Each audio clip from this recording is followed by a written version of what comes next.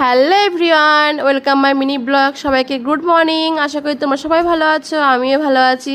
আর এখানে সকালে থেকে কত বড় একটা আমি কচু নিয়ে কাটতে বসেছি। আগের দিন তো বড়মশাই দুটো কচু নিয়ে এসেছিলো, একটা রান্না করেছি, একটা রেখে দিয়েছিলাম, ভেবেছিলাম দুদিন পরে করব, কিন্তু দেখছি উপরেগুলো কেমন শুকিয়ে গেছে। এই জন্য আজকে এটাকে কেটে ফেলেছি, আজকে রান্না করে ফেলবো। এখানে যেন সকালেই উঠেছি, আজকে অনেক সকালেই সব দিকে কাজ গুছিয়ে নিয়েছি। তাই কাটতেও তো সময় লাগে, আর অনেকটা বড় ছিল এটা, এই জন্য সকালে আজকে ভাবছি এটাকে আগে সবজিটাকে বানিয়ে নিয়ে তারপরে রান্না করব। এখানে সব বানিয়ে নিয়েছি, তারপর কেটে নিয়েছি, একদম পাতলা করে কেটেছি যাতে সিদ্ধ হতে টাইম না লাগে। এদিকে হাতের অবস্থা কী হয়েছে, হাতে কালো হয়ে গেছে। এদিকে ছেলেও রেডি হয়েছে স্কুলে যাওয়ার জন্য, ওকে ভাত খাইয়ে দিচ্ছি। এদিকে আদিত্য দেখো উপরে উঠেছে, শোকেসের উপরে উঠেছে, কী জন্য পারবে উপর থেকে।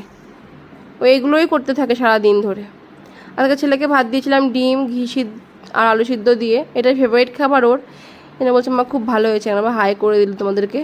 ওর হাতে জিজ্ঞাসা করছে মা এটা কী হয়েছে, তো কচুর শাক কেটেছিলাম যে সেটাই দাগ হয়ে আছে, এখনো ওঠেনি। ওই দুই ছেলেকে নিয়ে বেরিয়ে পড়েছি স্কুলে যাওয়ার জন্য। ছোটো ছেলেকেও স্কুলে দিয়ে আসবো, আর বড়ো ছেলে ওখান থেকে একাই চলে যাবে।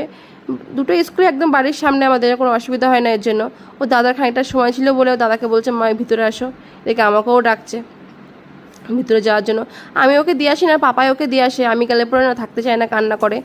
কিন্তু ওর পাপা আজকে সকালে চুপ বেরিয়ে গেছে, না আমাকেই দিয়ে আসতে লাগলো। এখানে তোকে বদমাইশি করা শুরু হয়ে গেছে, কোথায় উঠেছে। ও একটু ভয়ও পায় না যে পড়ে যাবো বলে কিনা, এখন সেগুলো তো বোঝে না যে পড়ে যাবো, ব্যথা পাবো। এদিকে এদিকে ওর দাদা চলে গেল, স্কুল টাইম হয়েছে, ও দাদাকে একটু বাই করে দিল।